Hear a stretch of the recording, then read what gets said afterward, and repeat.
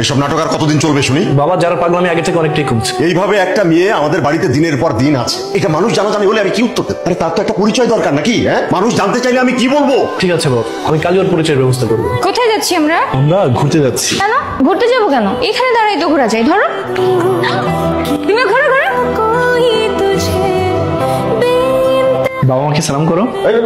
এটা আবার কি নাটক শুরু করেছো? বাবা, তুমি না বলেছিলে যারা এই বাড়িতে কোনো পরিচয় নেই, তাই আমি ওকে বিয়ে করে এই বাড়ির পুত্রবধূর পরিচয় দিলাম। নোবেল, তুই এই মেয়েটাকে বিয়ে করেছিস? হ্যাঁ, করেছি। আমরা বিয়ে করছি।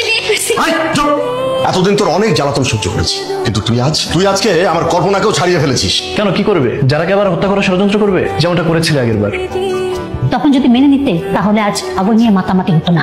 আগের বার তো বেঁচে গেছে, এবার আর বাঁচবে না।